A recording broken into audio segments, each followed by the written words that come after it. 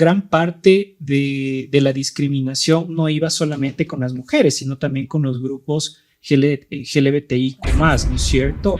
Hola grandísimos, ¿cómo están? Encantados de estar con ustedes en un nuevo episodio de Los Ecuatorianos las tenemos grandes. El día de hoy tenemos una invitada súper especial con la cual vamos a estar abordando el ámbito laboral y cómo mantener o preservar las fuentes de empleo, algo que nos han venido pidiendo ya algún tiempo, dada la coyuntura que atraviesa actualmente el país. Así que esta noche vamos a estar acompañados de Sharian Moreno, a quien le doy la más cordial bienvenida a este episodio. Sharian, les cuento un poquito, pero ya le voy a dar espacio para que se presente ella y nos diga también por qué las tiene grandes, como es parte del episodio. Sharian tiene una gran trayectoria en el ámbito público. Quienes la recuerdan, fue viceministra de Trabajo y Empleo hace unos años y por eso nos acompaña precisamente en este episodio, porque con ella vamos a estar despejando algunas dudas y algunas inquietudes que ustedes nos han enviado en sus comentarios en nuestras redes sociales y también en el canal. De paso, te invito a que te suscribas al canal, nos dejes tus comentarios y nos informes y nos digas sobre qué quieres que platiquemos. Así que bienvenida, Sharian. Este espacio es tuyo y gracias por aceptar nuestra invitación para acompañarnos esta noche. La pregunta de la que no te vas a salvar nunca, porque todos nuestros invitados e invitadas siempre tienen que familiarizarse con nuestro segmento y nuestro espacio, que es Los Ecuatorianos las tenemos grandes. ¿Por qué los tienes grandes? Bueno, primero, muchísimas gracias por la invitación, Julio, a toda la producción, a todos los que están involucrados en este gran proyecto. Creo que todos los ecuatorianos las tenemos grandes primeros porque hemos salido de todas, salimos de la pandemia, salimos del CENEPA, salimos de un terremoto terrible, de una desunión también como sociedad y un poco creo que nos hemos estado tratando de reconstruir. Entonces somos la viva imagen y la viva realidad de que sí se puede, como bien decimos nosotros en el fútbol con la selección. Y sí se puede salir. Somos un país pequeño, pero enorme en muchos temas diversos y creo que nuestra cultura alrededor del mundo también lo ha demostrado y por eso las tenemos grandes. Así que grandísimo, tú también eres parte de los que las tenemos grandes, así que arrancamos con este episodio.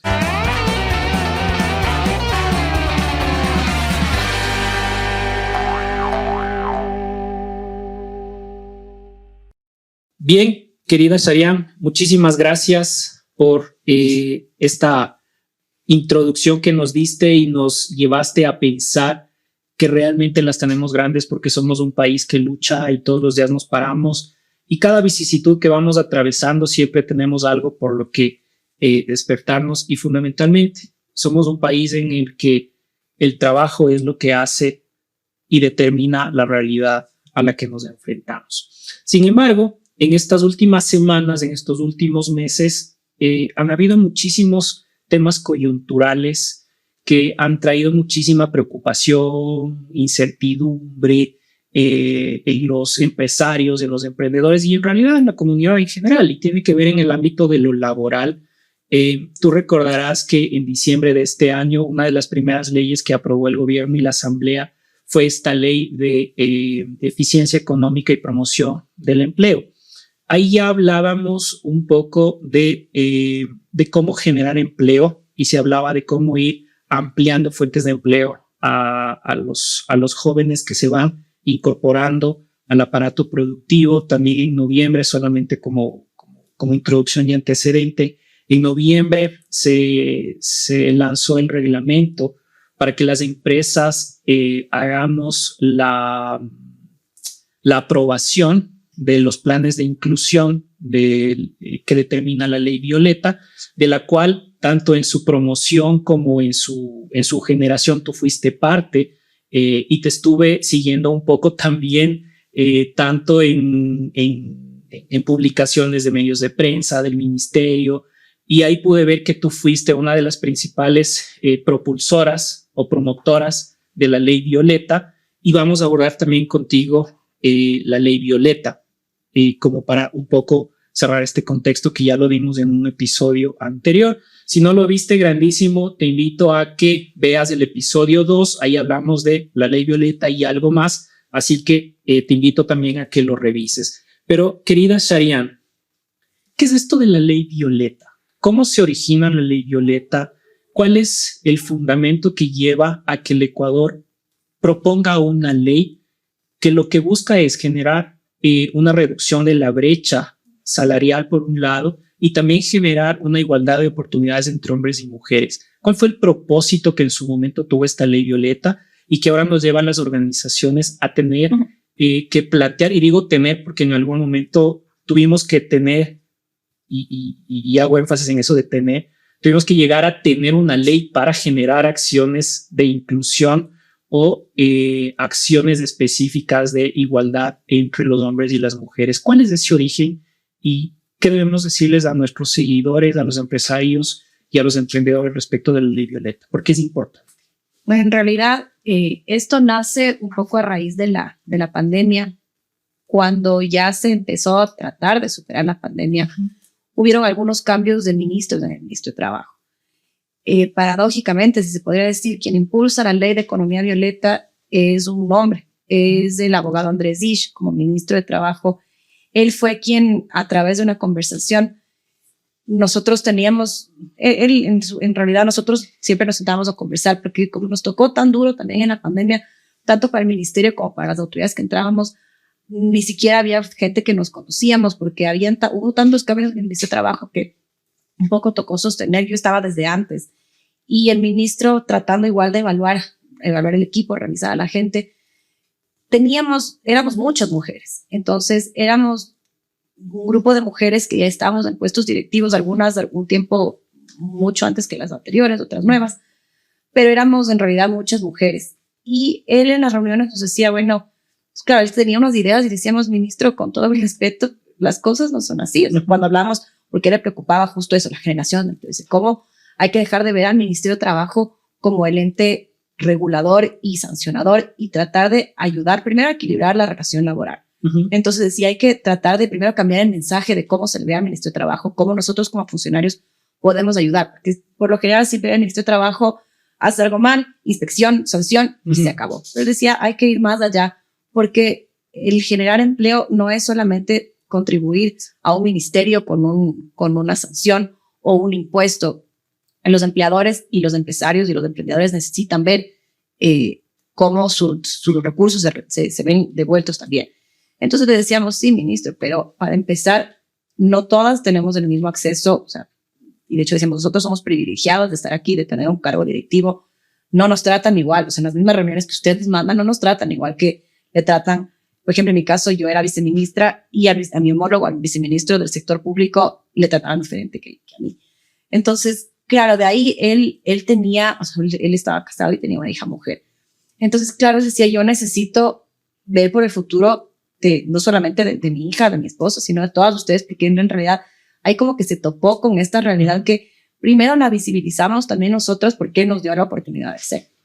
Entonces, muchísimo machismo y misoginia desde las entrevistas de trabajo, y tú, ¿cuántos años tienes? ¿Y tienes novio? Y si tienes novio, ¿cuándo te piensas casar? ¿Tienes hijos? Claro, me decía, nunca me han preguntado eso en una entrevista de trabajo, y de todas las mujeres que estaban, esa es la realidad. Y te contratan en base a si es que piensas tener un futuro amoroso con alguien, porque vas a hacer una carga laboral para la empresa. Entonces, claro, ya no están contando, y puedes tener una trayectoria increíble comparada con otras personas. Y ahí también salió el tema de que hay hombres haciendo el mismo trabajo que ganan más que las mujeres. Entonces, un poco primero lo que hicimos fue, aparte de hablar entre nosotros, fue hablar con la sociedad civil. Hay un Consejo de Trabajo y Salarios que está conformado por las organizaciones sindicales. Entonces, de hecho, incluso ahí la mayoría eran sindicalistas hombres, o sea, los representantes eran hombres. Entonces, tratamos de ver, habían pocas, o sea, hay mujeres sindicalistas que son muy valiosas. Entonces, claro, un poco también como ellos tienen que rotar. Tal vez a nosotros nos tocó el momento en que, por ejemplo, no estaba la mayoría de mujeres, pero en realidad históricamente vemos, por ejemplo, cuando se hace cuando se conforma el Consejo de Trabajo y Salarios para, por ejemplo, revisar el sueldo básico. tú ves a puros hombres sindicalistas, con un ministro de trabajo, con un viceministro de trabajo. Entonces, que por cierto, y ahí te corto porque me surge varios recuerdos. ¿Por qué este año, cuando vino la fijación del incremento de $10, por qué este año no hubo tanto revuelo como normalmente ha habido otros años? ¿Qué crees tú? Y claro, luego volvemos al tema de la economía. No, sí, y es súper válido, porque en realidad y de hecho también fue bueno, no mentira, fue Andrés Madero. Con Andrés Madero un poco ya se empezó a regular esto de cómo se fija el sueldo, porque hasta ese entonces, esto es 2019, justo antes de la pandemia, eran las centrales sindicales, los empleadores, que también nuevamente hombres de los representantes. Y claro, yo subo, o sea, los empresarios, si es que puedes, yo subo $1, $2. Claro que también habían atrás muchos temas numéricos, muchos temas del PIB, de cosas que importan, o sea, cosas que al final el valor de la canasta básica, etcétera. Y por otro lado tenían a las organizaciones sindicales que decían lo que a mí me alcanza, no, o sea, primero yo no gano lo mismo que usted gana como empresario. Entonces ya eran unas luchas también de clase, unas luchas que no iban, o sea, eran unas conversaciones que en realidad primero que no eran con un sustento técnico. Entonces, cuando se empezó a cambiar, porque a través de un acuerdo ministerial que esto está regulado, veamos cuáles son los sustentos técnicos, cuál fue el porcentaje, por ejemplo, de la inflación en el año anterior.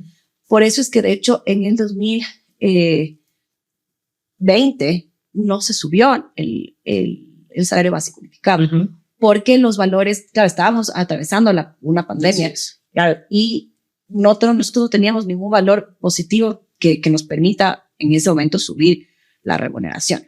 Creo que causó revolución. En este momento igual, también recordemos que una de las campañas de los ofrecimientos de Lazo fue subir a $500. Entonces, al principio dijo, se sube a $500. Entonces, claro, al momento que ya técnicamente se tiene que poner eso al empresario, si es que eran $500, el siguiente año estábamos en ese momento 400, son $100. Son 4 años de gobierno, ¿cuánto va a subir? Exacto. Entonces ahí fue un poco lo que se modificó y dijo de los $500, voy a subir, o sea, son $100, voy a subir 25 cada año. Entonces, y también muchas organizaciones sindicales decían que esa no fue el ofrecimiento que él realizó. Entonces, nuevamente eso tampoco fue un tema técnico. Entonces se subió $25, luego $25. Igual, creo que hasta la fecha y los empresarios van a sentirlo más. Hasta ahora no, lo que hablamos en algún momento, por ejemplo, el sector turístico hasta ahora no se recupera. Así es. Entonces, en realidad, subir $50 en 2 años es un golpe súper fuerte para los empresarios, para los emprendedores, porque hay muchas personas y pese a todos los esfuerzos que se hizo como ministerio, como empresarios, también se mantuvo muchas conversaciones con además de con las organizaciones sindicales, con los empresarios, de ver cómo se puede primero preservar las fuentes de empleo.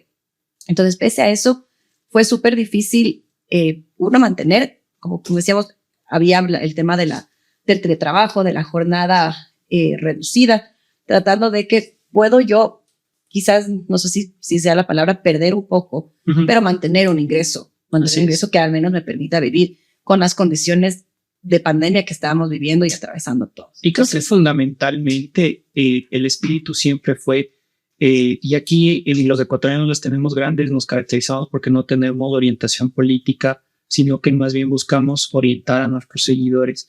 Yo creo que siempre el espíritu durante la pandemia fue cómo sacrifico poco y gano más en términos de preservar las fuentes de empleo. De pronto la reducción de las jornadas era una opción. Las modalidades de contratos que se establecieron también en su momento eran otra opción, pero siempre en ese espíritu de preservar, o sea, el bien mayor sobre la pérdida chiquita, ¿no? Y aún así, recuerdo, o sea, por ejemplo, en el sector florícola pasó algo que en primer lugar nunca se lo notó, o sea, nunca se lo imaginó. El sector florícola por excelencia es de exportador. El momento que se cerraron las fronteras, no tenían a quién vender. Entonces, por más que se quería incluso preservar las fuentes de trabajo, las flores estaban pudriendo. Entonces, ¿cómo yo hago para, a pesar de que, o sea, al principio efectivamente se trató de reducir la jornada, pero ya en un momento no vendes 2, 3, 4 meses entonces tampoco tienes para pagar. Entonces, en el sector turístico pasó igual, porque pasamos encerrados un largo tiempo. Entonces, no había forma de, más allá de, o sea, y los empresarios, pese a todos los esfuerzos que se hizo, hubo empresarios que tuvieron que cerrar. Entonces, recordemos que luego salió el tema de la fuerza mayor, que siempre lo hubo, o sea, siempre existió esta causal en el Código de Trabajo. Entonces, artículo 169, correcto. Para quienes no lo recuerdan. Entonces, claro, ahí fue un poco cómo se interpretó, que también a mi parecer hubo una interpretación errónea por parte de la Asamblea o tratar de interpretarla de que es un cierre definitivo. Y bueno, ahí nos podríamos ir un montón de tiempo discutiendo ese tema, mi querida Shayan, pero claro, el tema de la fuerza mayor yo creo que sí se mal utilizó en interpretaciones porque hubieron abusos alrededor de la aplicación de ciertas compañías del artículo, pero también hubieron empresas que no tuvieron otra opción. No tuvieron otra porque literalmente lo que tú decías, tuvieron que cerrar porque sus productos no tenían ninguna forma de salir. Entonces no tuvieron otra opción que aplicar el artículo 169. Y claro, esas son parte de las preocupaciones que los empresarios y los emprendedores tienen ahora, que vienen estas nuevas leyes, que vienen estas nuevas situaciones. Y este tema de la ley de economía violeta, creo que un poco ha sido ese motor de cómo logras tú un beneficio a partir de generar acciones de inclusión, ¿sí? Entonces, claro, volviendo al tema de la ley violeta y el espíritu del que tú nos estabas platicando, ¿qué logran los empresarios? ¿Qué logramos los empresarios, los emprendedores cuando hacemos una implementación efectiva de la ley de economía violeta? Bueno, tienes muchas aristas, o sea, empezando que, y creo que es importante porque justo en la pandemia se visibilizó más la diferencia, o sea, cuánto afectó mucho más a las mujeres. Entonces, había también que recuperar ese trabajo femenino. Por eso es que cuando se habla de crear fuentes nuevas de trabajo para la mujer, claro que, y eso lo discutimos y acá adentro también decimos, yo tengo 2 hijos varones, digo, yo no quiero y yo soy mujer, yo no quiero que me contraten a mí solo por ser mujer. Pero en cierta forma hay esta discriminación positiva que había, que además a raíz también de la pandemia había un poco que equiparar. Entonces todos los números que ya habíamos hablado se agudizaron más y decíamos, ok, ¿cómo hacemos primero para que la gente quiera contratar a mujeres? No por ser mujeres, sino también por su capacidad. Entonces, por ejemplo, ahí hablábamos de currículum ciegos, porque yo no necesito ver la foto para decir, ay, esta está bonita, esta la contrato, que también sucedía, la idea es que con esta ley no sucede. Evitar muchos temas discriminatorios que te afectan a la final también como empresa, porque cuando tú, o sea, estos temas también se riegan y tú dices, yo no quiero ir ni que mis hijos ni que mis hijas vayan a un espacio laboral donde les discriminen, donde exista acoso laboral, acoso sexual, por una parte. Por otra, también hay estudios que te determinan, por ejemplo, bueno, parte de la ley es que en los directorios, y eso es una reforma igual a la ley de compañías, que en los directorios debe haber al menos una mujer. Entonces, hay estudios donde determinan que las mujeres en los cargos directivos te inciden directamente en el nivel de eficiencia y de eficacia de tu empresa. Entonces, la idea es tratar de ver cómo estos planes, por ejemplo, tienes el plan en contra del acoso, el plan de todo esto que te trate de equipararte, primero hacerte un ambiente de trabajo seguro. Cuando tú estás bien, lo que hablábamos un poco antes, cuando la empresa está bien, tú tienes mucha mayor eficiencia de tus trabajadores. Así es. Entonces, conversábamos también, por ejemplo, cuando hacíamos el tema del proyecto de ley, cuando tú, por ejemplo, en el mundial, todo el mundo quiere estar, los hombres por lo general es el momento donde más te piden permisos para irse a ver.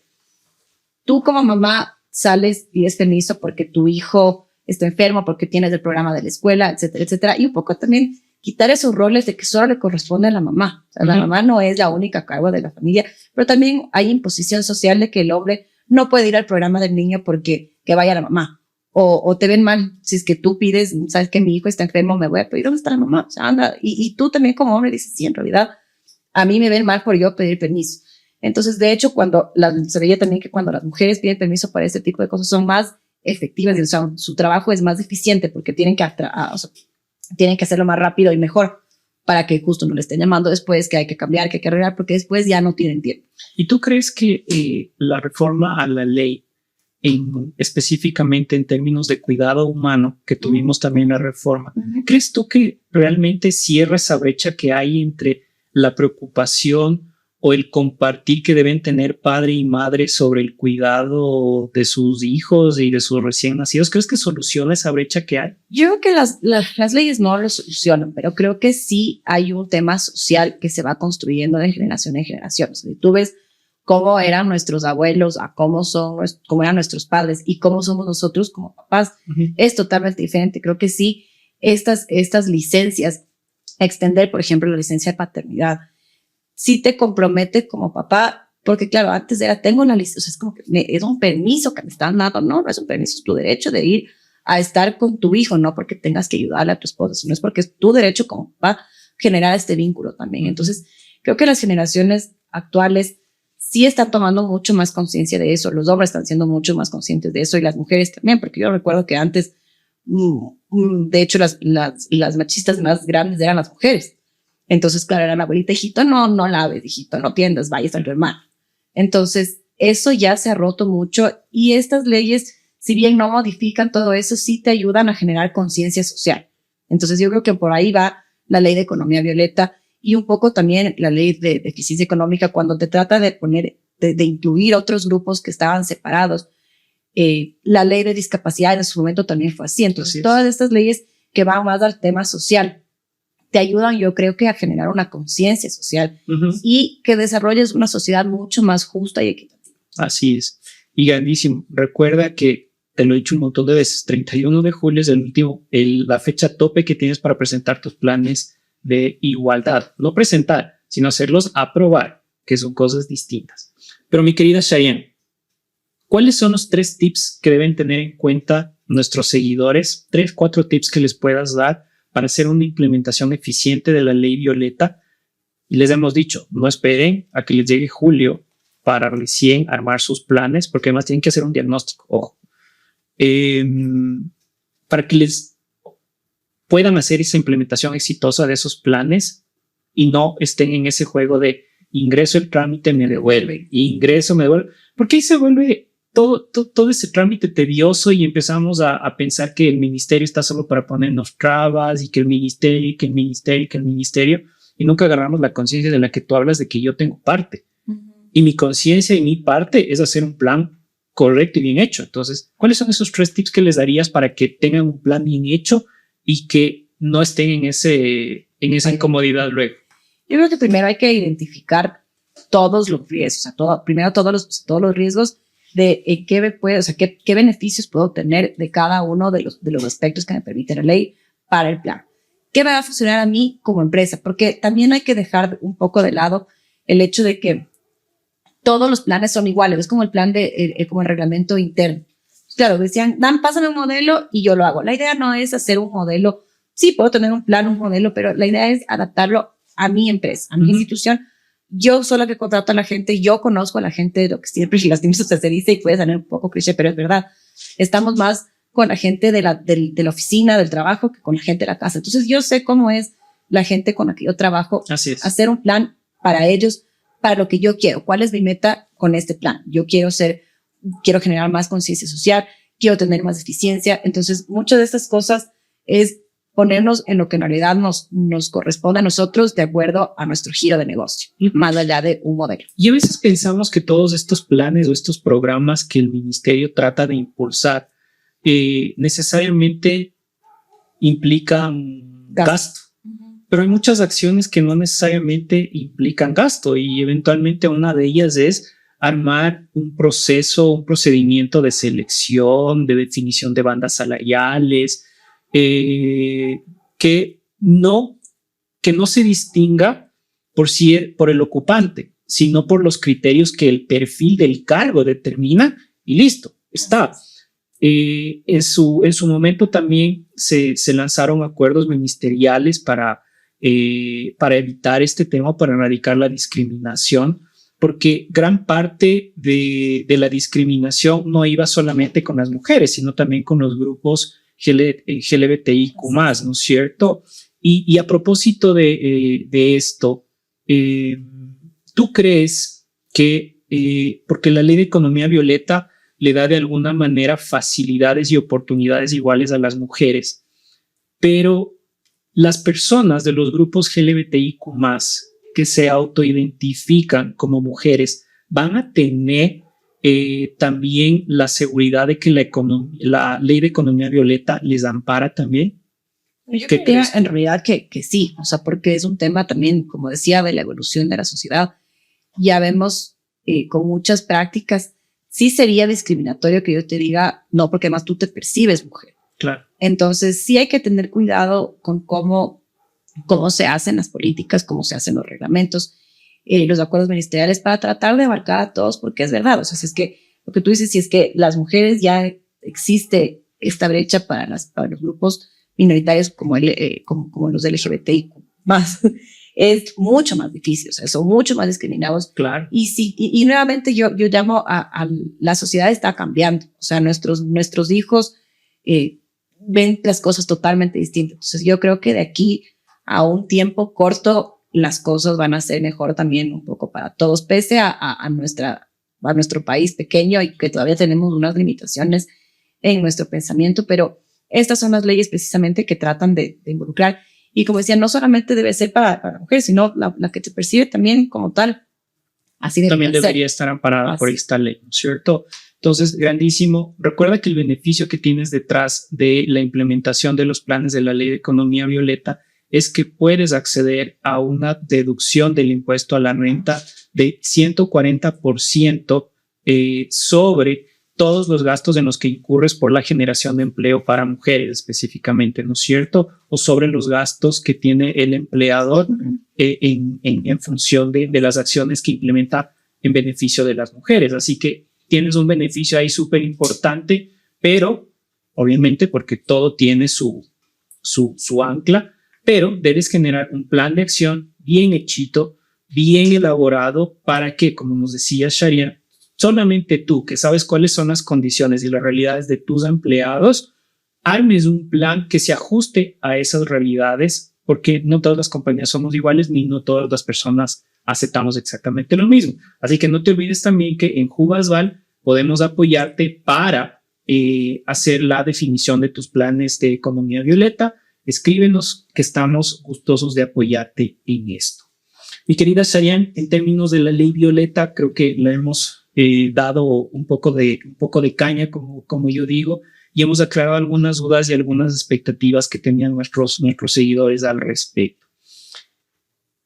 Volviendo al tema de la ley de eficiencia económica y generación de empleo que se aprobó en diciembre de este año, y nada más como contexto, tenemos unos indicadores al cierre del 2022 de cifras de empleo adecuado y de desempleo que son un poco desalentadoras en cierta parte.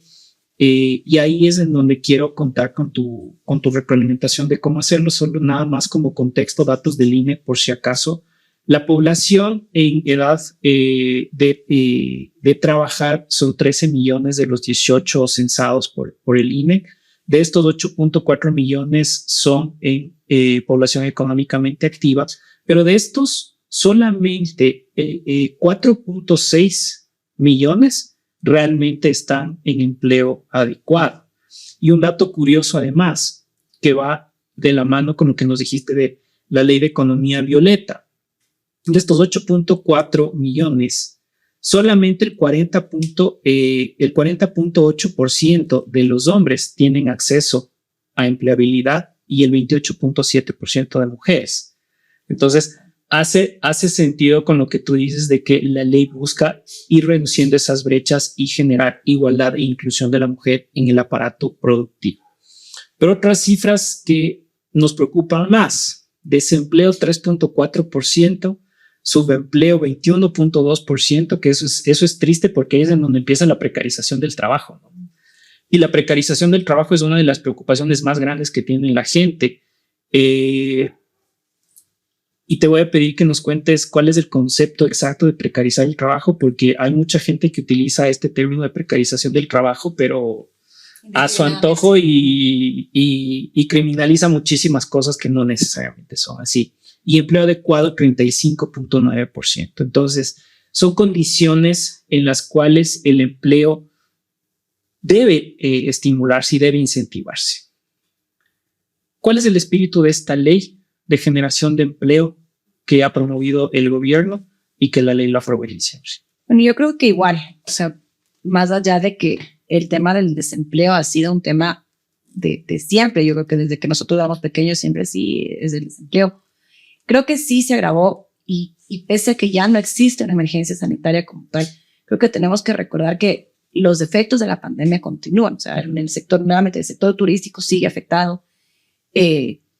Hay muchos sectores que todavía no lo superan. Entonces, claro, si yo cerré como empresa y tenía 30 trabajadores, a esos 30 trabajadores ahora, pues, claro, ¿qué es de su empleo? Su empleo es que si yo podía, yo era que estaba trabajando en el agro.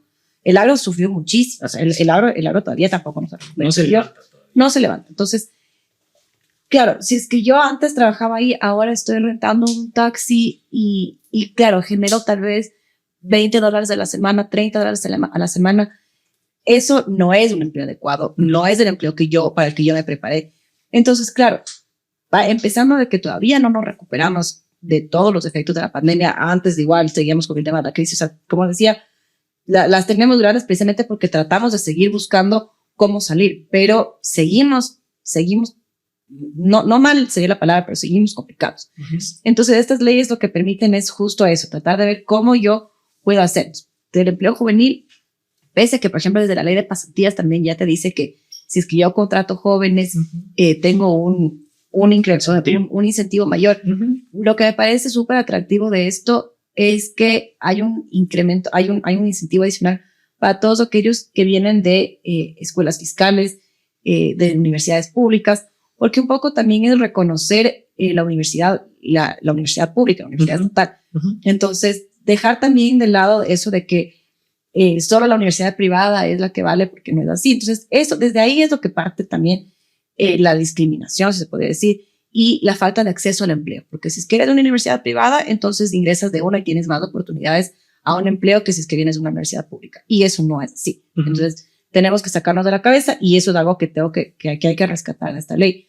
Entonces, claro, ¿cómo tratar de equiparar las cosas? Por ejemplo, el tema de las personas privadas con libertad, creo que también es abrirnos la mente a las realidades de otros países. En otros países, las personas privadas de la libertad trabajan y generan ingresos para su propia subsistencia, para que no dependan exclusivamente del Estado.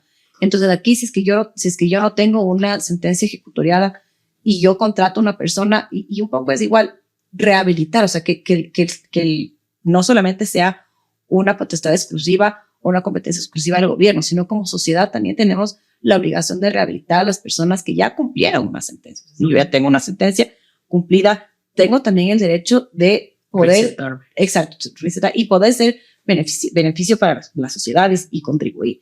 Entonces, primero, partir de que trata de ir a los sectores que en realidad están más alejados, más pegados por toda la crisis económica que hemos venido sufriendo durante todos estos años, y un poco tratar de generar también estas condonaciones que si tú hablas con algunos grupos sindicales, siempre están regalando la plata. No, son multas, son intereses, son que a la final, si es que si yo pago lo que al Estado, igual lo que le interesa es recuperar algo. Pues claro, si es que yo debo 100 y ahora debo 2 y por multas de intereses debo 150, si es que yo pago 100, ya puedo perdonar los 50 porque yo necesito esa inyección.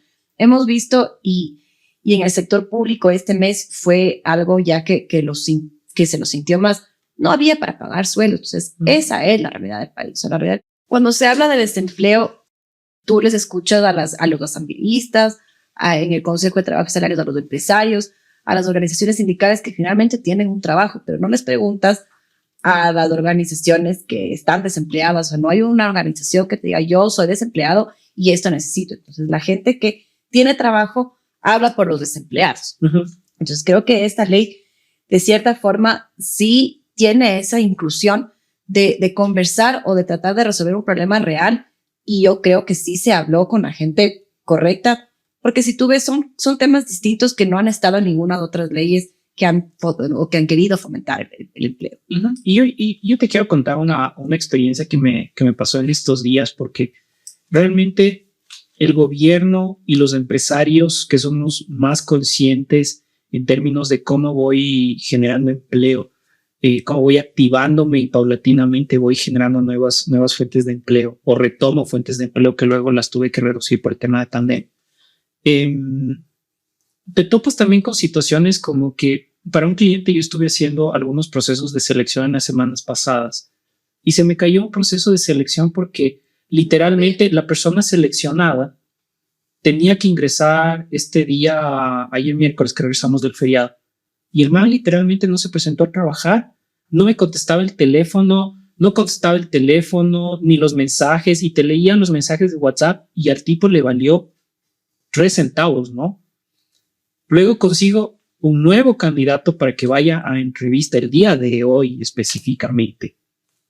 Y el man no fue. Y cuando yo le llamo y le pregunto, oye, ¿cuál es la razón por la cual tú quieres insertarte y por qué quieres aceptar la oferta de esta compañía o ingresar al proceso de selección? Me salen con respuestas como, no, sí, es que yo quiero estabilidad por mi hijo, por mi familia. Cuando los más quiero las entrevistas, no van. Pasa, por ejemplo, pasa mucho en el Oriente, cuando tienes este tema del empleo preferente. Uh-huh. Tú tienes que priorizar el empleo de las personas del sector. Uh-huh. Entonces, igual tienes que realizar un proceso de selección a través del Ministerio de Trabajo, de la plataforma. Y es difícil, porque, por ejemplo, si es que eres una empresa petrolera que necesita un perfil específico del señor que va ahí taladra, tal vez en la Amazonía yo no tengo ese perfil. Uh-huh. Pero tú no le contratas, además después de ser como una búsqueda local, haces una búsqueda cantonal, provincial, etcétera, hasta llegar a la nacional. Y encuentras al señor aquí en Quito, que es un ingeniero de taladros, no sé, que es alemán, y va a la comunidad y la comunidad le ataca. Pero claro, no es que no se quiere contratar, sino que hay barreras. Primero, en este caso, hay barreras legales, hay barreras que ha impuesto la norma, y hay otras barreras también de la sociedad. O sea, yo tengo mi mejor amiga tiene un emprendimiento, y ella me cuenta a veces me consulta y me dice, ¿qué hago con esta persona?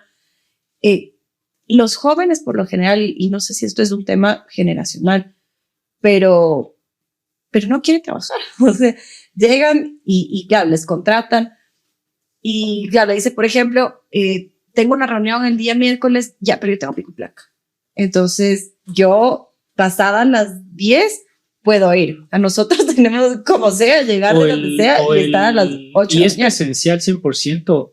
Claro, puedo no trabajar los viernes. Entonces, claro, tal vez, como digo, tal vez es un tema generacional, pero también como empresario, como emprendedor, te bloquea y dices, chuta, o sea, estoy tratando de dar trabajo. Exacto. Y no colaboras. Exacto.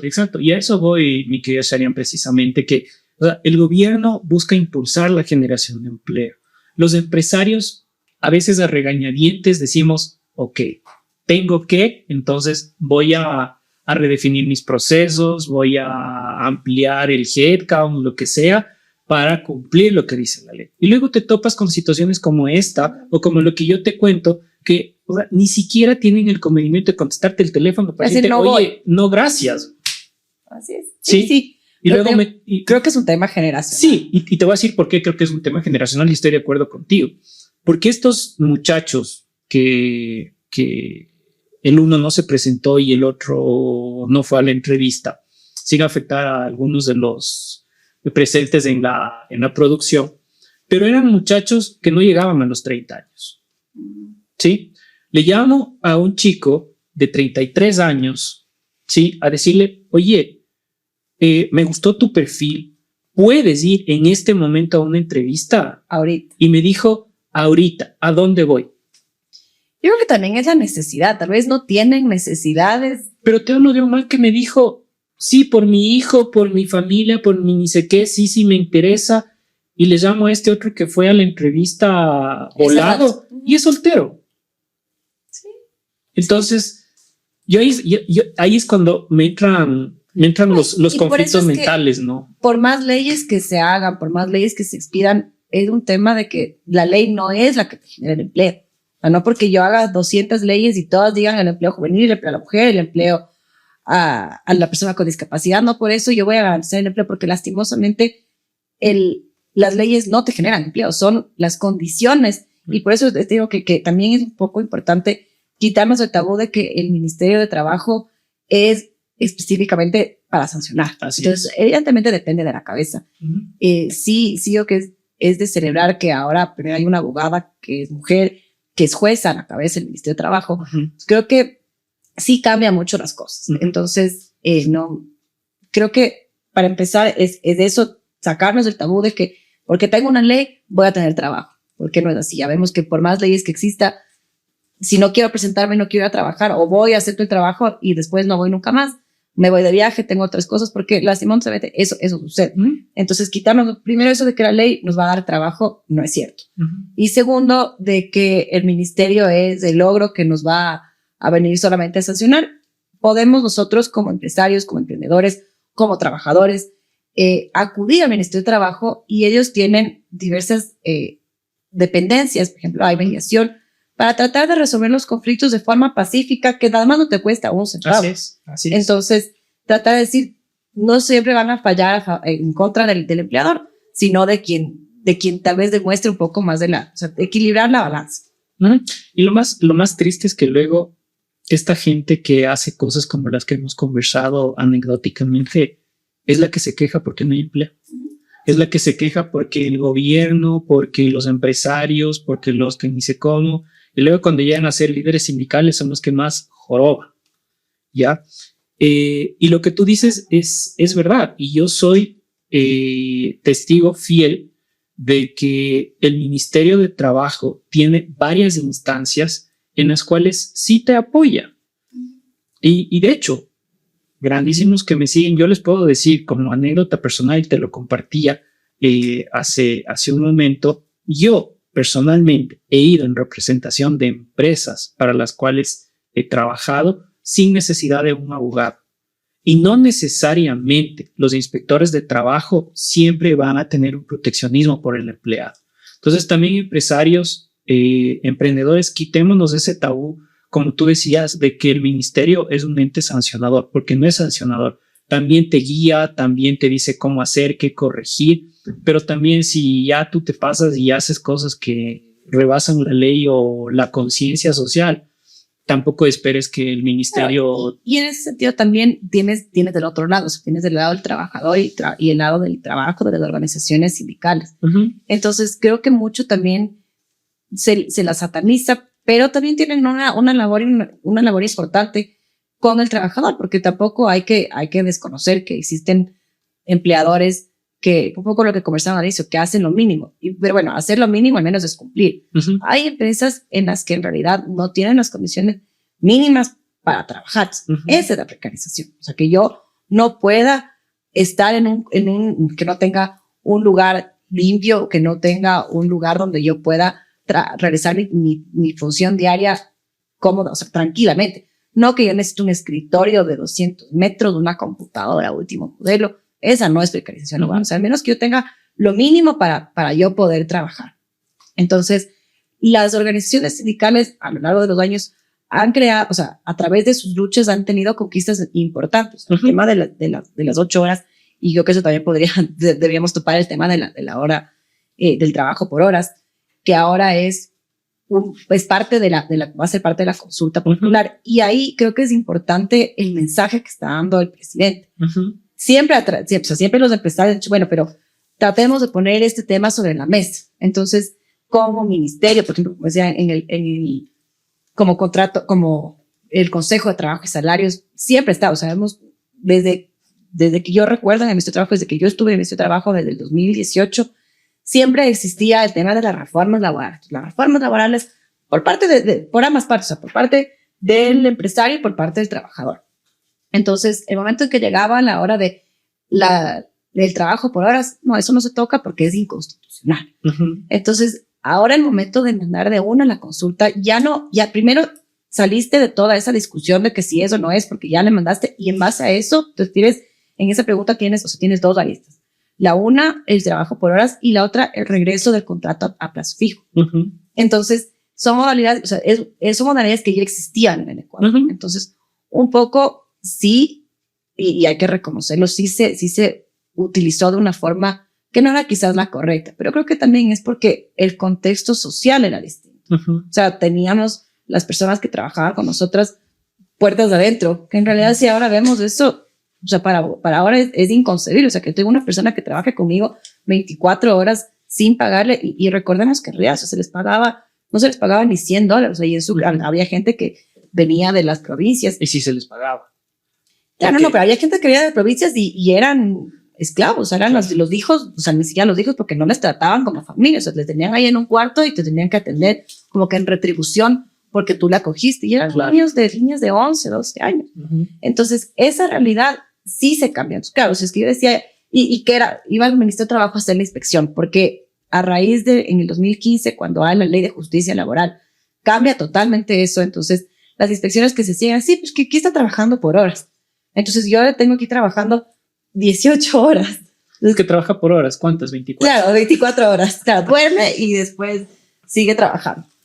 Entonces, eso es, pues, para empezar, si es que ya entendemos que la sociedad es totalmente distinta, que ya eso no va a suceder, ¿por qué yo no puedo tener un contrato por horas, pese a que existen las modalidades contractuales, existe el contrato al staff, existe el contrato por obra, pero tal vez yo necesite un contrato específicamente para hacer algo por 2 horas? Entonces, pese a que igual hay otras modalidades que sí se han utilizado, y como te digo, se trataron de utilizar mucho más a raíz de la pandemia, porque también se flexibilizaron un poco esas modalidades laborales. Pero la idea es de eso, o sea, además, ver que estamos en un mundo constante en constante evolución, con máquinas que en un futuro nos van a quitar trabajo, y esa es la realidad. Entonces, si es que no empezamos a dinamizar el trabajo, si no empezamos a dinamizarnos nosotros, ahora, por ejemplo, tenemos con esto de la inteligencia artificial, ya algunos abogados no necesitas del abogado para que te redacte la demanda, para que te redacte el contrato. Entonces, si no empezamos a ver que tal vez para no perder, nuevamente, para mantener las fuentes de empleo y no perdernos en esta cuarta revolución, necesitamos el trabajo por ahí, necesitamos innovarnos, nos vamos a quedar estancados, porque el mundo va a seguir y la vida va a seguir, y si nosotros nos estancamos hace 30 años, no lo vamos. Y aunque te me adelantaste, porque la siguiente pregunta que te tenía era precisamente sobre la pregunta 9 de la consulta popular, de la cual tú ya nos has hablado, y que la cito nada más por contexto para todos nuestros grandísimos. Dice, la cito textualmente, ¿está usted de acuerdo con que se enmiende la Constitución y se reforme el Código de Trabajo para regular los contratos de trabajo a plazo fijo y por horas, cuando se celebre por primera vez entre el mismo empleador y trabajador, sin afectar los derechos adquiridos de los trabajadores de acuerdo con el anexo 11? Entonces, podría ser una alternativa el combinar el trabajo juvenil con el trabajo por horas y dinamizar un poco el trabajo con eso. Yo creo que todo lo que sea en beneficio de fomentar el empleo, de preservar las fuentes de trabajo, se puede probar. Entonces, veamos cómo funciona ahora, cómo, igual es un tema generacional, esperemos que los jóvenes digan, sí quiero trabajar por horas. Mucho tienen la idea de que yo voy a trabajar por horas como en Europa o como en Estados Unidos. Entonces, justo hay un poco de una discusión entre los laboralistas que dicen cuál es el valor real de la hora en Ecuador. Entonces, la ministra de Trabajo ya dijo cuál es el valor considerado, o sea, o el cálculo que se debe realizar. Hay laboralistas que dicen que no es esa la realidad. Es un poco, me parece que la ministra dice que más o menos son 3.80, pues no recuerdo bien, ya voy a revisar, pero no es más allá de $4. Entonces, claro, si es que los jóvenes están acostumbrados a decir me voy de vacaciones porque sucede, o sea, sucede que tenemos algunos jóvenes privilegiados en el colegio que pueden ir a hacer un trabajo en el verano, ahorran, regresan y pagan la universidad. Entonces, claro, si van a ganar 16, 18, $20 la hora en el verano en un parque de diversiones, regresar acá y decir me vas a pagar menos de $4 o sea, primero vamos a tener los beneficios de los décimos, o sea, un poco, y así un poco es el cálculo que hace la ministra. O sea, dice, yo te estoy redondeando con el proporcional de décimos, con fondos de reserva, etcétera, y así te sube un poco más Claro. a casi Incluyendo la carga patronal, digamos. Exacto. ¿Cierto? Pero también hay que tener en cuenta, y estoy seguro que voy a tener algunos comentarios respecto a lo que voy a decir, pero hay que tener en cuenta también que la realidad de los Estados Unidos o de Europa, tanto en costos como en gastos, es completamente distinta, y no podemos pretender ganar por hora lo mismo que se gana en Estados Unidos y gastar como se gasta aquí. Y gastar como se gasta aquí. Claro, o sea, unas uvas aquí, o sea, unas uvas en Estados Unidos te cuestan $20. Y la uva en el mercado te cuesta unos $2-3 ya. Exactamente. Entonces, yo creo que debemos también hacer esa conciencia de cómo, o sea, las realidades que hay, porque, claro, si quiero descontextualizar las cosas, puedo empezar por decir que sí, en efecto, el trabajo por hora en el Ecuador va a precarizar el trabajo. Y hay gente diciendo que eso va a pasar. Así es. Sí. Y siempre lo han dicho. Y siempre lo han dicho y lo van a seguir diciendo, y te aseguro que van a haber comentarios alrededor de esto que estamos diciendo porque así es. Pero yo recuerdo que el trabajo por horas, ¿sí? Primero, no es un tema nuevo en el Ecuador, ni es una modalidad contractual diferente al resto del mundo uno, ni tampoco es diferente a modalidades contractuales que ya en el Ecuador se han venido haciendo, ¿sí? Porque incluso tú recordarás que la jornada parcial incluía un recargo, así es, ¿sí? Del 35%. Entonces, todas esas cosas se van normando y se van regulando, pero cuando yo empezaba en el ámbito laboral ya mayor de edad, por cierto, yo recuerdo que yo trabajaba por horas, ¿sí? Y ese trabajo por horas para mí... Ya te pagaba mejor, yo facturaba.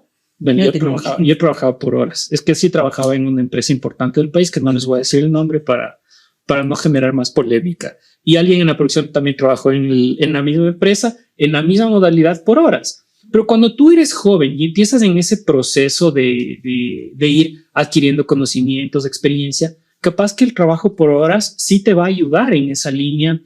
Y un poco lo que tú dices, tal vez tengo un poco puedo estudiar tantas horas, puedo trabajar tantas horas, o puedo tomar 2 o 3 trabajos que ni siquiera estén relacionados el uno con el otro. Porque te digo, o sea, ahora vemos, realmente va con lo de la cuarta revolución industrial. Sí, tengo cómo hacer teletrabajo, tengo trabajos remotos en Estados Unidos, en Francia, en Europa, y puedo igual hacer algo aquí, tengo mi emprendimiento. Entonces, yo creo que esa también un poco es la idea de llevarnos, o sea, llevar al Ecuador al mundo, dinamizar el trabajo y ya ves, o sea, las plataformas, acuérdate, cuando entró Uber, cuando entró Cabify, los taxistas, no, es que esto no se va, y ahora todos usamos las plataformas. Entonces, también es un tema de cómo se da el servicio y cómo se dan las condiciones para que esto mejore. Si es que no hubieran dado un mejor servicio a las plataformas, hubiéramos regresado a los taxis del país. ¿Y qué pasó con los taxis? Terminaron también desarrollando sus propias aplicaciones, porque así es como funciona la modernidad. Y sí, hay mucha polémica alrededor del tema del trabajo por horas. Como te digo, hay gente que dice que esto va a precarizar el trabajo. Si es que yo considero un costo de hora en función del cálculo que ha hecho la ministra, que va a establecer como base de cálculo el salario básico, tal vez sí, pero si es que yo contrato por horas, probablemente, te voy a decir un ejemplo, a un desarrollador de software. El costo de la hora de un desarrollador de software no va a estar en función del salario básico, porque para ese desarrollador de software no va a ser atractivo. Sí. Porque si yo trabajo como desarrollador de software en jornada completa, ¿sí? Voy a ganar un sueldo de tantos dólares, ¿sí? Pero si yo te calculo esa hora en función del salario básico, me vas a decir, no, gracias, porque acá en esta compañía trabajo jornada completa y me pagan más. Entonces, no necesariamente, o sea, hagamos conciencia grandísimos de que primero esperemos a que las cosas pasen y después vamos a ver cómo funcionan, porque no necesariamente todo tiene que ser calculado en función del salario básico. Tal vez ese cálculo de esa hora del salario básico puede ser para tareas o cargos básicos, en donde no vas a ganar más del básico porque esa es la media de esa posición, digamos. La realidad es que sí pasa. O sea, si tienes contratos de la actualidad, o sea, no, contratos verbales, quizás. Cuando va la señora que te limpia la casa, que no tienes un contrato, que no, y sabes que vaya 2 horas porque solo está suyo esta parte. La siguiente semana vaya 3 horas, vaya 4 horas. Vaya el lunes que dejé todo terrible y vaya 7 horas. Entonces, sí sucede en la práctica, sí pasa, solamente que no está normado, no está regularizado y no está controlado. Entonces, mientras no exista, ya en la ley no existe un control. Y nuevamente, no es la idea de que el Ministerio de Trabajo controle todo, que la ley controle todo en pos de sancionar. Pero si yo no lo tengo en el tablero y no lo puedo controlar, no lo puedo medir. Entonces, ahí es precisamente cuando existen estas desigualdades laborales, sociales, y eso es lo que se trata de hacer, de eliminar con una legislación, pero una legislación que sea técnica, una legislación que en realidad deje decir, es que si es que yo no pongo esto, si es que yo pongo que necesito todos estos temas adicionales y casi que hasta utilidades, voy a tener los votos en la asamblea y yo como asambleísta voy a quedar bien. No, yo necesito algo que me sirva porque, como digo, hay muchísimas leyes que no nos sirven para nada porque son muy populistas o no son aplicables porque al final era solamente para mantener o conseguir un voto después. Y ahora hay que revisar eso también, porque ahora ya vamos nuevamente a un proceso de elecciones de la consulta popular en el primer caso y después nuevamente de elegir unas dignidades. Entonces vamos a tener mucho populismo y mucha gente que te va a decir, yo voy a sacar 30 leyes y te voy a generar con las 30 leyes mucho trabajo. Y esa no es la realidad. Así es. Ahora, la pregunta podría generar cierta confusión porque dice cuando se celebre por primera vez entre el mismo empleador y el mismo trabajador. Es decir, que tú podrías aplicar este contrato a plazo fijo una sola vez. Es decir, si esa es la forma de tratar de regular y no dejar abierto. Exactamente. O sea, no es porque sigues teniendo y la idea es, estoy siendo flexible, pero no tan flexible. Estoy siendo flexible. O sea, estoy tratando de estar con las organizaciones sindicales y con los empresarios. Exacto. Entonces, sí, puedes hacerlo. Es un poco como cuando se sacó en la pandemia los contratos de preservación de fuente de empleo. Pero el tema de lleguemos a un acuerdo y el acuerdo puede durar un año, renovable un año más, pero yo no puedo seguir renovando este acuerdo eternamente. Entonces, un poco es así. Regreso a la figura de como ya tú mismo lo dijiste, existía la relación laboral de trabajo por horas, no es nueva, pero no puede ser usada de forma indiscriminada. Así es. Y entonces, grandísimos, es una sola vez la aplicación de este contrato. Eso significa que si tú vuelves a trabajar con el mismo empleador luego de que saliste y te vuelves a incorporar por X o Y razones, técnicamente no podrían aplicarte este tipo de contrato una segunda vez. Es solamente para la primera contratación que tengas con ese empleador. Así, ¿cierto? Entonces, mi querida Sharian, en términos prácticos, ¿qué debemos hacer los emprendedores y los empresarios para evitar el tener que llegar a medidas extremas como la reducción de personal en la situación de contexto en la que estamos ahora? Bueno, es una pregunta difícil, difícil sobre todo porque yo no soy empresario. Entonces es difícil ponerte a dar una opinión o un consejo cuando tú no lo has vivido. Entonces sí creo que los empresarios también es algo un tabú que hay que quitarse, que los empresarios son los malos, que los empresarios solamente velan por el dinero. Creo que no es así. O sea, creo que, y lo vimos en la pandemia cuando cerraron muchas empresas, era su vida, o sea, era la vida que dejaron sus padres, sus abuelos. Entonces, primero, creo, o sea, para empezar, creo que todas las personas que tienen un emprendimiento o una empresa van a querer surgir no solamente porque quiero tener más beneficio económico, porque al final, si a mí me va bien, yo genero fuentes de trabajo y yo permito que a otras personas le vayan bien. Entonces, creo que es importante cumplir con la normativa, porque caso contrario voy a tener sanciones que en realidad no los he considerado dentro de mi presupuesto, dentro de mi escenario, y no las debería considerar siempre y cuando tenga todo claro.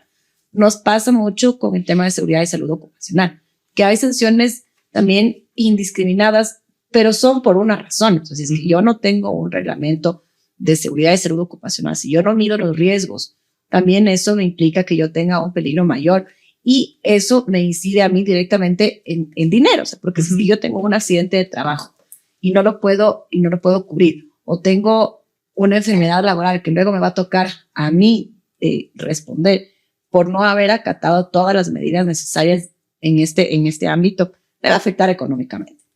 Entonces creo que sí va de la mano el tema social con el tema económico. Es que yo cumplo con el tema normativo que me permite tener igual una realidad o un esquema social correcto, yo puedo tener un trabajo seguro para la gente que yo estoy contratando. Y eso me va a ayudar a ser más eficiente y me va a ayudar a generar más plazas de trabajo y conservar. Y siempre va a haber esa pugna, creo yo, entre el empresario y el empleado en términos de que todo lo que tú te ganas con mi trabajo, por contextualizar de alguna en una frase todo lo que se dice. Y nos pasa, bueno, te digo, nuevamente con la Amazonía. La Amazonía dice, todos ustedes bien, porque el petróleo es mío, el petróleo está abajo, está aquí abajo, el petróleo es de todos. Entonces, un poco es eso, o sea, equiparar la fuerza del trabajo, la fuerza laboral de los trabajadores. Sin los trabajadores no hay empresa y sin el empresario tampoco hay trabajo. Así es. Entonces, creo que lo más sano para todos, por parte de los trabajadores, es trabajar. Evidentemente es luchar por lo que es justo, porque si es que yo estoy en un ambiente de trabajo que no me permite tener las condiciones mínimas, o veo, por ejemplo, casos de acoso sexual, de acoso laboral, que sí se han visto y hemos dejado hace muchos años hemos dejado pasar porque lo habíamos normalizado. Entonces, ahora no es, y eso te permite que sea un trabajo, un lugar seguro, un espacio seguro, donde también te genera más fuentes de empleo, porque la gente quiere trabajar ahí.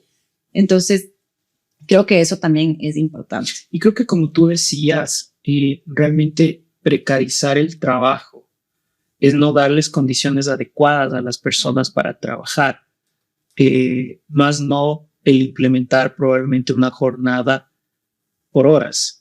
Así es. Además de que estamos claros de que la implementación de una jornada por horas es por acuerdo mutuo, ¿no es cierto? Entre las partes. Entonces, si yo te ofrezco un contrato por horas, tú estás en la libre decisión de decir si quiero o no quiero. No es que aquí va a ser con imposición, con pistola de trabajas de esta forma. Claro, no. Si tú les preguntas a las organizaciones sindicales, te van a decir sí, pero si es que yo no firmo, no tengo trabajo.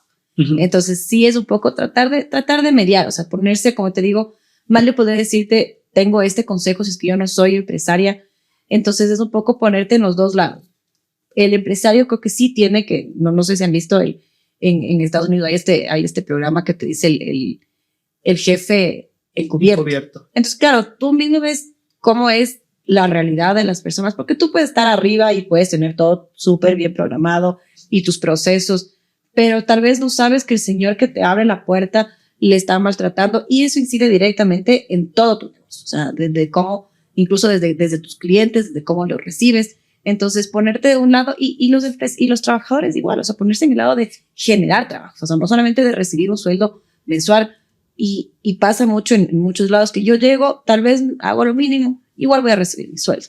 Entonces, también este tema del trabajo por horas te puede generar una competitividad mucho más grande. O sea, si yo sé que necesito trabajar y necesito demostrar en 5 horas que tengo que hacer mi trabajo, y te puedo mostrar que en 5 horas yo te saco lo que la otra persona te saca en 2 días. Entonces, a la final yo como empresa decir, y con más razón, si yo solamente te puedo contratar una sola vez por esta modalidad, y tengo una persona con un contrato indefinido con un periodo de prueba, y la persona que tiene un contrato por horas me demuestra que es más eficiente, no le voy a dar a la otra persona el contrato indefinido, le paso a esa prueba para un contrato indefinido. Entonces, también te genera una competitividad y una eficiencia mayor.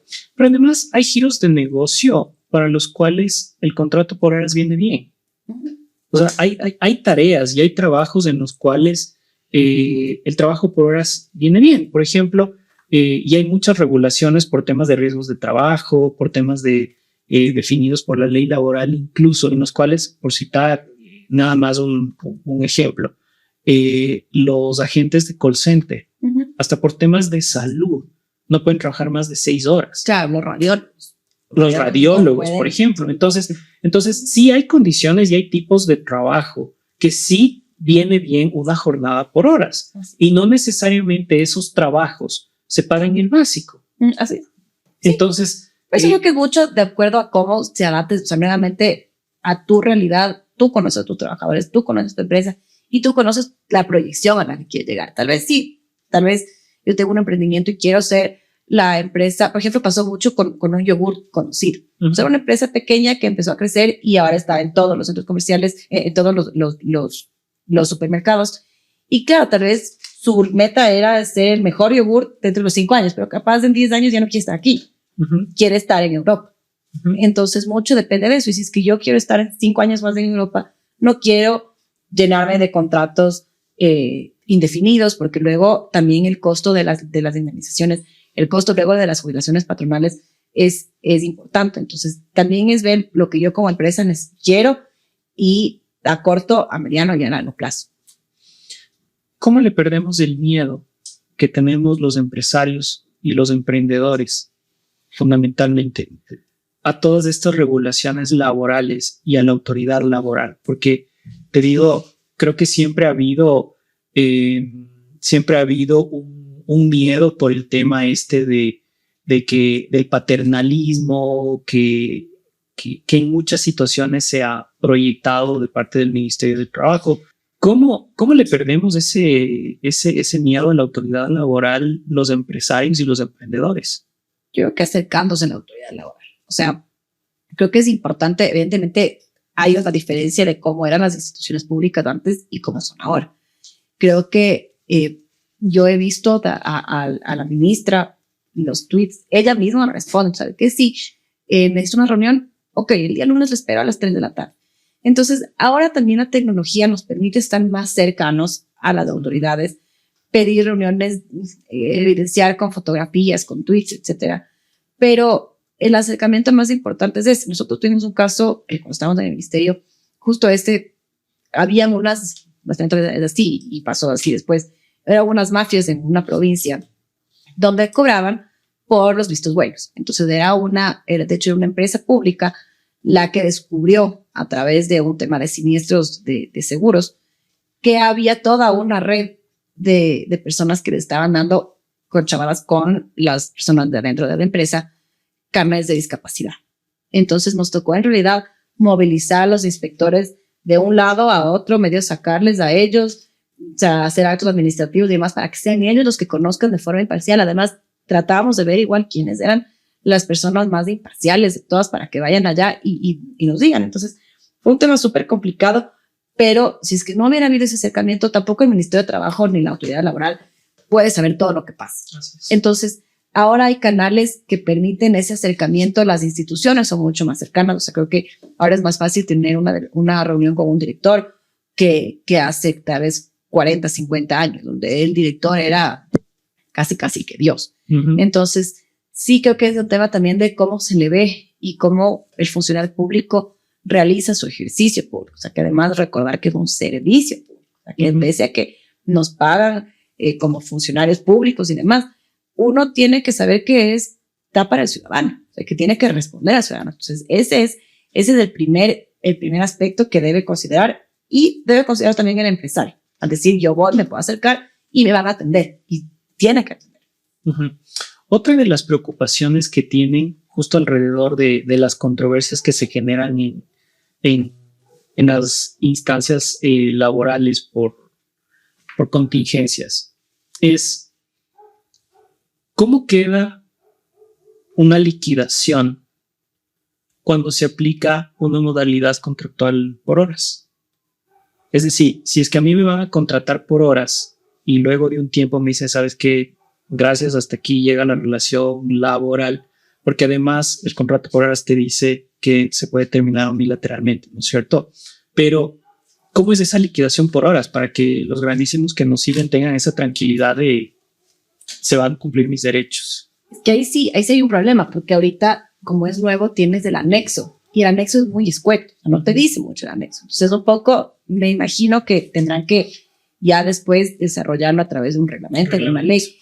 Pero yo diría que es un poco como las modalidades contractuales que tienen, como el contrato productivo, etcétera, que tú te vas con tus beneficios, vacaciones no gozadas, décimos y remuneración no percibida. Pero de ahí, claro, no es un despido tempestivo como tal que tiene todas estas cargas adicionales. Entonces, un poco es, trabajaste y lo que trabajaste, si es que no te pagué, en caso de que no te haya pagado todo, te doy eso. Uh-huh. Creería que más o menos así, pero como te digo, no sé si es que Yo entiendo que porque dice los derechos adquiridos va a tener ligado a igual un tema de seguridad social, un tema de los otros beneficios, entonces por ahí creería que va a ir, pero si es que tú le pones un tema impositivo, una carga impositiva como como el tema, por ejemplo, Jornada parcial. De la jornada parcial, o como cuando hay un despido intempestivo, entonces eso desnaturaliza totalmente el contrato por horas.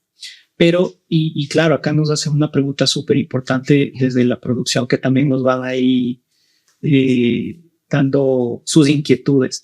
¿Esto no abriría la puerta para que ciertos empresarios tiendan a tomar como una modalidad general de contratación por horas para tratar de evadir cierto tipo de obligaciones? Sí, no, o sea, nuevamente esa es, o sea, ya tenemos un conocimiento de lo que sucedió antes que sí pasaba. Entonces, creo que ahora lo importante es ya el momento que tú pones sobre el tablero el contrato de trabajo por horas. Me imagino que tienes la forma, además tienes muchos más mecanismos de control ahora con el SRI, con la UAF, o sea, tienes muchísimos más controles que antes no los tenías. Entonces, creo que sí podemos aprender de los errores pasados. La idea, como te digo, tampoco no es ni ser muy libertarios, ni de entregarles tantos beneficios a los empresarios. Por eso hay también justamente esa condición que ya te pone la pregunta.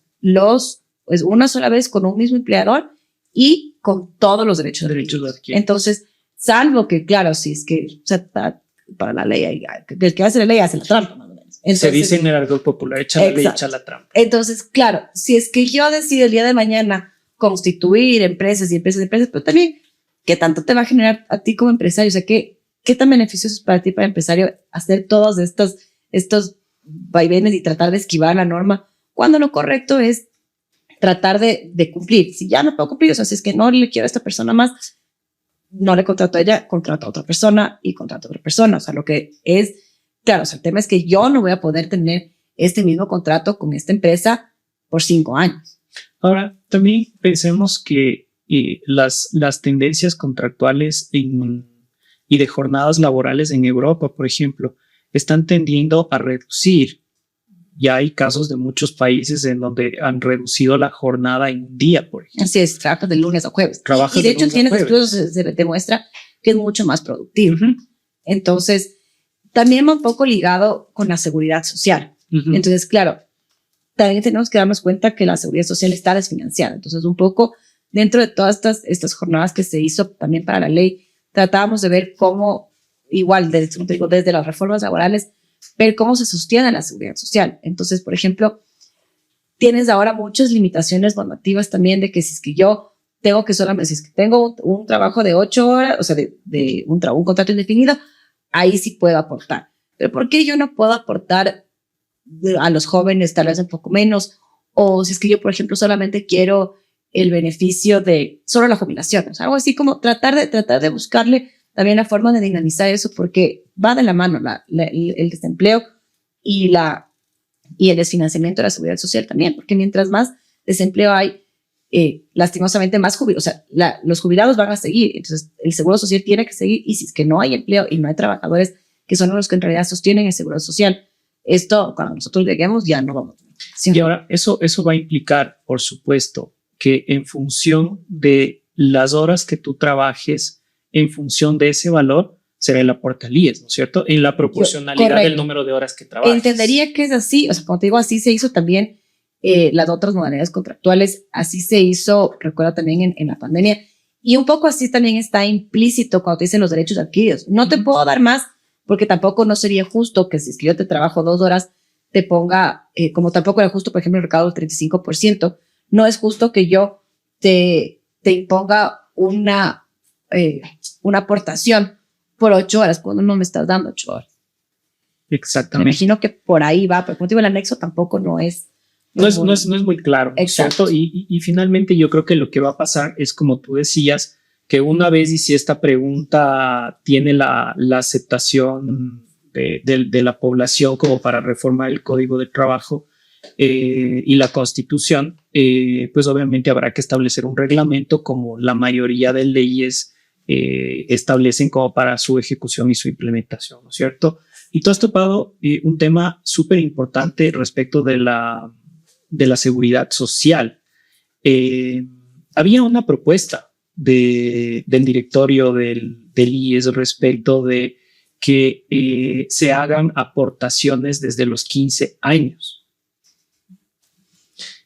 No sé, para mí pensar un poco descabellada, porque ahí sí estamos un poco llevando a precarizar el trabajo en términos de abrir la puerta para contrato de menores de edad. No juvenil, sino de menores de edad y de pronto explotación. La ley te permite trabajar desde los 15. Ajá. Entonces, pero claro, además tienes trabajos prohibidos para menores de edad.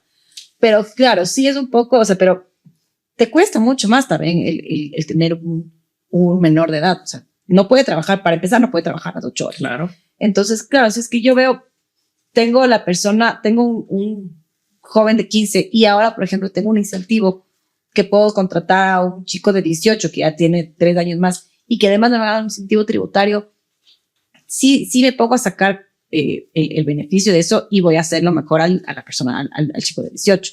O sea, además de que tengo un incentivo, evidentemente le voy a aportar lo que corresponde. Porque el de 15 en realidad, además, es joven para empezar a aportar a los 15 años. Uno a los 15 años no sabe ni qué estudiar. Salvo que sean tareas esenciales. Correcto. ¿No es cierto? Pero en realidad habría que igual revisar cuál es el porcentaje de las personas de 15 y 16 años que están trabajando. No son muchos, o sea, son casos deben ser pocos. súper puntuales. Entonces, que yo te aporte, o sea, que te aporten este grupo tampoco te va a generar sostenibilidad para el Seguro Social. Indiscutiblemente, porque su aporte será sobre las jornadas parciales. Correcto. Que la ley les permite trabajar. Entonces, no te va no es atractivo. Y el universo no es mayor, justo como tú dices, como para darle la sostenibilidad que necesita ahora mismo el IES en términos financieros. Está clarísimo que el Estado está en una condición financiera compleja, tanto como que recordarán que a los adultos mayores les tuvieron algunos meses sin pagarles la devolución de los impuestos, por ejemplo, a la cual ellos tienen beneficios. Así que precarización del trabajo va un poco más allá de solamente el emplear la jornada por horas. De nuevo, esperemos a que salga la ley, esperemos a que primero tenga la aceptación como para poder hacer la reforma. Así es. Esta pregunta. Y si tú le preguntas a la persona que no tiene empleo, si es que prefiere un trabajo de 6 horas a no tener trabajo, va a preferir un trabajo de 6 horas. Entonces, eso, o sea, ¿qué tanto si es que yo tengo un trabajo de 6 horas y tengo un ingreso? Es precarización. Exactamente. Entonces, esa también es, pero claro, con condiciones que te permitan una vida digna. O sea, yo creo que la palabra ahí es la calidad de vida que uno tiene. Evidentemente, o sea, la vida digna. Yo no puedo decirte, evidentemente todos tenemos un estilo de vida distinto, pero creo que con tener lo esencial, poder alimentarme, poder tener un techo, puedo salir. Entonces no necesariamente tengo que tener la casa de lujo. Entonces, claro, si es que hay personas que dicen es que yo necesito mi precarización para mí es que yo no tenga una casa de menos de $200,000, no es por ahí. Entonces, si es que tú le preguntas a la persona que no tiene empleo, puedes tener un empleo y con eso puedes comer. Claro. Así es. Y siempre tengamos en cuenta que las realidades son distintas y que no hagamos oído de ciertas cosas que tienden a satanizar las cosas o a un poco el generar ese ambiente oscuro y incómodo de todo esto está catastrófico y nos vamos a ir a... Por ejemplo, Esmeraldas, la provincia de Esmeraldas está sumamente afectada porque básicamente vive del turismo.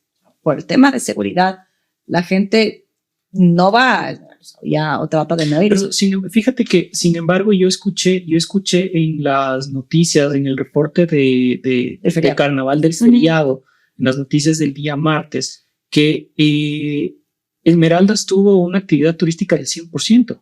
Pero también porque ya tienes, o sea, ahora tienes seguridad, o sea, justo me contaba una persona que fue, tienes helicópteros volando por ahí, tal vez es una sensación de seguridad, pero recuerda, y siempre fue así, tú ibas un miércoles entre semana en en noviembre que no tenías nada y la comida más barata que irte en feriado. Entonces, claro, esa provincia que vive del turismo y que ha estado afectada, de hecho, si tú preguntas, se les están vacunando a las personas normales, o sea, a los funcionarios públicos van y les vacunan porque ya no tienen de qué vivir. Entonces, si es que tú dices a esas personas, quieren un trabajo por horas, tal vez te van a decir sí, y es mejor que lo que están viviendo en este momento.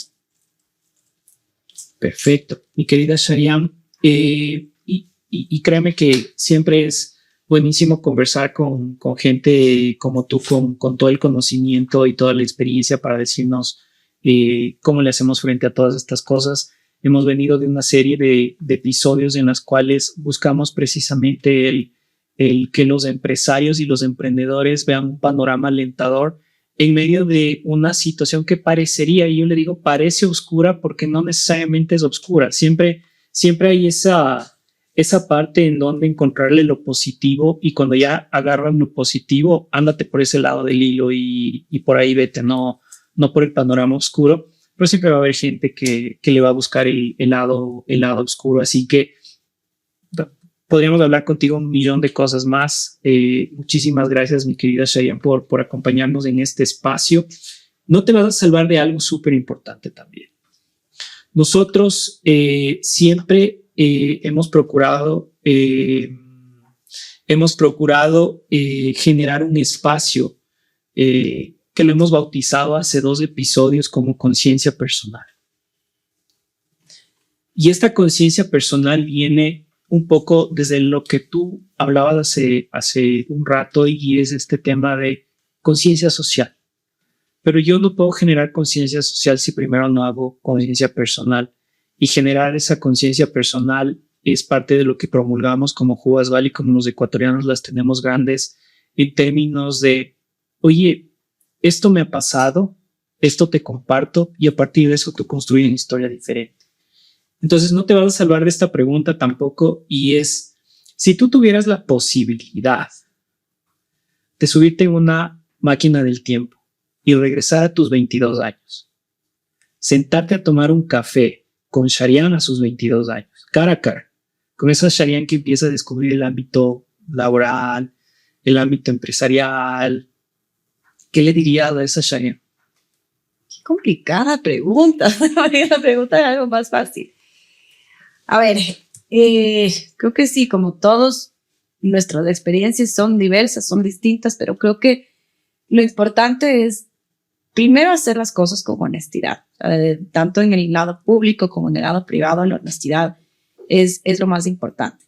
La honestidad en acatar las normas, en no, como decíamos, no, la idea no es de echar la ley, echar la trampa, es tratar de ver por qué. Entonces, como decíamos, todo tiene una razón de ser. Tratamos de estar en una mejor sociedad, en una sociedad con conciencia social, precisamente. Creo que lo estamos logrando poco a poco. Entonces, primero, saber que las cosas van a salir bien eventualmente. O sea, que lo que tú dices, y del lado positivo, yo soy una persona súper positiva, entonces trato de siempre ver, así sea el peor escenario, trato de ver las cosas bien. Creo que ser honesto te lleva a muchos lugares, tal vez no lo más rápido posible como otras personas quisieran. Creo que en mi caso yo he sido servidora pública la mayoría de mi tiempo laboral. Entonces, explicarme a mí mismo que el servicio público es ingrato, o sea, es ingrato, y en un día puede ser que nos amen y al otro día nos odien. Y ahora con las redes sociales es mucho más difícil, entonces es mucho más difícil acoger, primero tratar de no tomar todo personal. Uh-huh. Creo que eso es importante.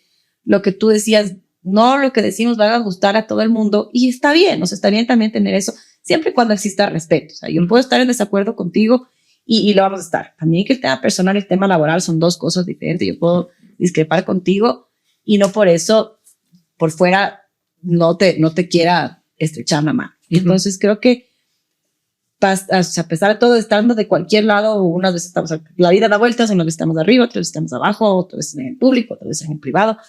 Pero creo que siempre hay que trabajar en función al país, o sea, en función a uno. O sea, si es que uno trata de salir desde cada espacio, desde cada momento en el que está, tratar de generar conciencia y de tratar de llevar. Sé que esto puede sonar súper súper utópico, pero yo lo creo. O sea, que desde cada espacio poder crear un mejor país, una mejor situación para las personas que más lo necesiten. O sea, si es que en trabajo puedes ver que hay el desempleo, tratar de generar políticas públicas que te permitan eso. Quizás la gente no lo valore, quizás la gente no lo vea, todo van a criticar, pero creo que depende de ti llevar y un poco bañarte en vaselina y seguir. Fabuloso. Y para finalizar, mi querida Sharian, ¿cuáles son los 3 puntos claves que les dejas a nuestros grandísimos de la conversación que hemos tenido hoy? Bueno, primero sí, acatar las normas, como decía, es importante. Tratar de hacer las cosas correctamente, hacer las cosas honestamente y sobre todo no moldearme a algo que ya esté, o sea, como decíamos, el plan, no pasar el modelo, sino aplicar lo que yo necesito en base a las personas con las que trabajan conmigo, a mis metas de corto, mediano y largo plazo y saber a dónde voy como negocio. Entonces, siempre y cuando yo tenga eso claro, creo que las cosas van a ser mucho más fáciles. No necesariamente tengo que contratar a un equipo enorme, siempre y cuando yo contrate a la gente correcta que me permita. O sea, además también tenemos que saber nuestras limitaciones. O sea, si yo estoy en un sector donde no lo sé todo, hay especialistas en todo lado que me pueden ayudar, investigar, buscar a quién, o sea, pedir ayuda también de vez en cuando para que me ayuden a caminar las cosas correctamente. Y estos son los 3 puntos claves de el grandísimo y los ecuatorianos las tenemos grandes. Primero, infórmate bien. No caigas en especulaciones, no caigas en los rumores de las personas que tratan de desestabilizar las cosas. Recuerda que siempre hay un panorama positivo en medio de todo y sobre todo que los ecuatorianos nos caracterizamos por pelear, nos levantamos a trabajar todos los días. 2, no le tengas miedo a la autoridad de trabajo. Nuestro invitado nos acaba de decir que hay mecanismos a través de los cuales puedes hacer las cosas de manera adecuada, cumpliendo la ley y sobre todo siendo responsable con tus empleados. Y 3, sobre todo, ten confianza de lo que haces, arma planes de inclusión y planes para tus trabajadores que se ajusten a tus necesidades. No todo requiere dinero, solamente requiere de voluntad y conciencia. Así que grandísimos, esto ha sido el día de hoy con ustedes. Un grandísimo honor haber platicado contigo, mi querida Sharian. Muchas gracias. Te quiero invitar a que tengamos un segundo programa cuando salga ya la consulta popular y todo lo que signifique estas modificaciones laborales. Y fundamentalmente, grandísimos, no se olviden que llegamos a ustedes gracias a Jubasval, inspirando negocios conscientes, In Audio Studio, todos tus proyectos de audio y sonido a otro nivel, y de Barber Club Villa Cumbayá, local 30. Irán, ya supe que no están yendo. Así que, grandísimos, eso es todo por hoy. Un enorme placer haber compartido este tiempo con ustedes y será hasta la próxima. Chao, grandísimos. Muchas gracias a ti y a todos. Gracias.